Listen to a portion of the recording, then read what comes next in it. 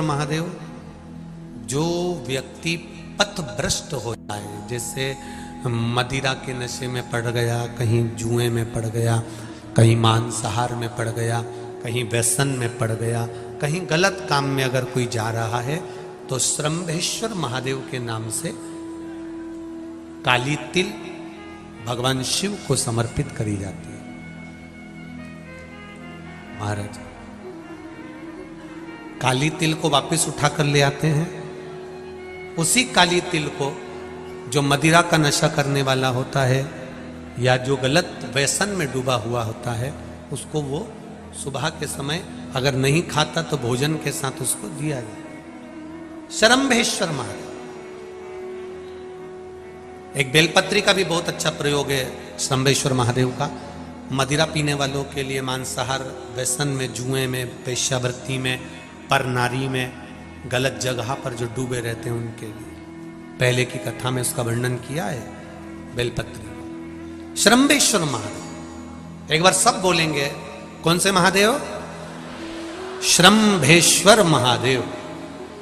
फिर जम के बोल लो एक बार, श्रंभेश्वर महादेव। जब हमारे घर में क्रोध बढ़ता है या कोई गलत कार्य में जाने लगता है, तो श्रंभेश्वर महादेव का हमें शरणागति लेना चाहिए। श्रंभेश्वर महादेव का पूजन करना चालू कर देना चाहिए। कई लोग कहते हैं महाराज जी, ये श्रंभेश्वर महादेव का मंदिर कहाँ मिलेगा, हम कहाँ पूजन करने जाए? कहीं नहीं जाना, तुम्हारे घर के पास में जो शंकर जी का मंदिर है वहीं जाओ, उसी देवालय में, उसी मंदिर में जाओ। श्रंभेश्वर महादेव के नाम से जल चढ़ाना प्रारंभ करेंगे। वो जल जो गलत संगत में पड़ा हुआ है उसका आचमन कराना प्रारंभ करेंगे। अपने आप उसकी धीरे धीरे बुद्धि सुधरना प्रारंभ हो जाएगी। ऐसा श्रंभेश्वर महादेव का। कुछ स्थान हमारे यहाँ पर बड़े सुंदर सुंदर स्थान निश्चित किए गए हैं। जैसे कैंसर आदि के मरीज के लिए हम लोग पहले भी कहते हैं कि त्रिजुगी नारायण का जल बड़ा महत्व रखता है। जिसका शरीर या जिसको एक पत्र आया है कि किसी को मिर्गी का झटका आना चालू हो गया था। अब पत्र ढूंढेंगे तो समय थोड़ा लग जाएगा। जिसने लिखा है उसके स्मरण में होगा। जिसने भी लिखा होगा कि बीमारी के चलते चलते फिर मिर्गी आना चालू हो गई।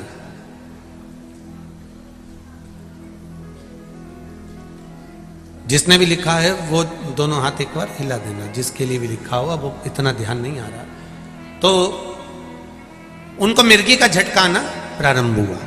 अब मिर्गी का झटका आना प्रारंभ हुआ, कई महीने निकल गए, मिर्गी के झटके बंद नहीं हो रहे।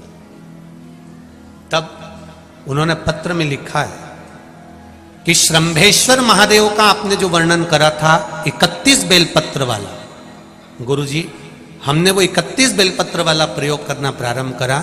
और उन्होंने पत्र में लिखा है कि मिर्गी के झटके भी बाबा की कृपा से ठीक हो गए हैं, अब कोई झटके उनको आ नहीं। श्रंभेश्वर महादेव का जो वर्णन है, श्रंभेश्वर महादेव का जो गुणगान है, ये कोई साधारण नहीं है। शिव महापुराण में भागवत के प्रहलाद चरित्र को लाकर रखा गया है केवल श्रंभेश्वर महादेव के प्रागट्य के लिए। ऐसा श्रंभेश्वर महादेव का गुण। एक बार फिर आप लोग भूल ना जाओ, उसके लिए एक बार फिर से बोल लो। कौन से महादेव? श्रंभेश्वर महादेव। ये श्रंभेश्वर महादेव जैसे कुंदकेश्वर महादेव। कुंदकेश्वर महादेव का क्या काम है? माता पार्वती ने विदल उत्पल को मारने के लिए जो कुंदुक फेंका था, वो कुंदुक भगवान शंकर के पांव में जाकर गिरा था, तो शिव जी का नाम कुंदकेश्वर हो गया था। जब हमारे यहाँ कोई दवाई नहीं लगती शरीर में, कोई कैंसर जैसा रोग हो गया, किडनी लीवर का रोग हो गया, या बीपी शुगर का रोग हो गया, शुगर लेवल में नहीं आ रही है, तो आप शंकर जी पे से जो बेलपत्र ला रहे हो कुंदकेश्वर महादेव के नाम से लाओ।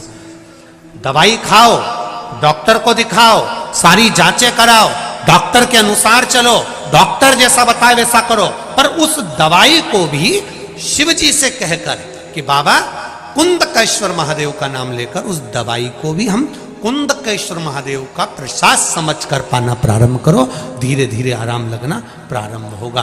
कुंदकेश्वर महादेव रोग मुक्ति के लिए होते हैं और श्रंभेश्वर महादेव, बोलो बोलो जरा जम के, व्यसन की समाप्ति के लिए, जागृति में, पर नारी में, गलत जगह पर जो डूबे रहते हैं उनके लिए।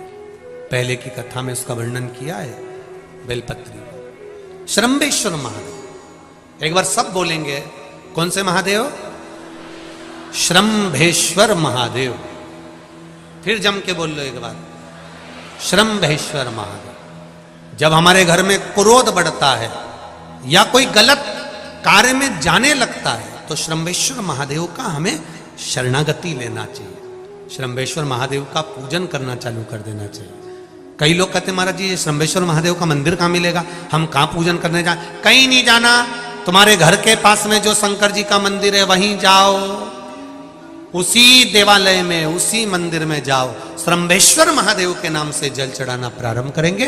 वो जल जो गलत संगत में पड़ा हुआ है उसका आचमन कराना प्रारंभ करेंगे, अपने आप उसकी धीरे धीरे बुद्धि सुधरना प्रारंभ हो जाएगी। ऐसा श्रंभेश्वर महादेव का है।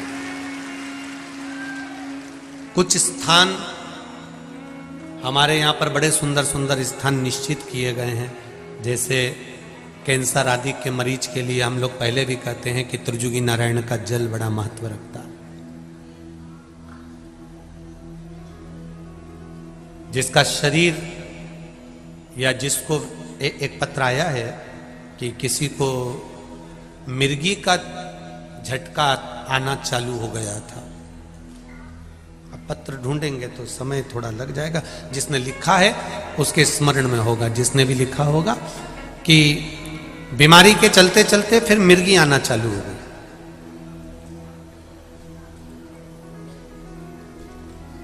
जिसने भी लिखा है वो दोनों हाथ एक बार हिला देना, जिसके लिए भी लिखा हुआ वो इतना ध्यान नहीं आ रहा।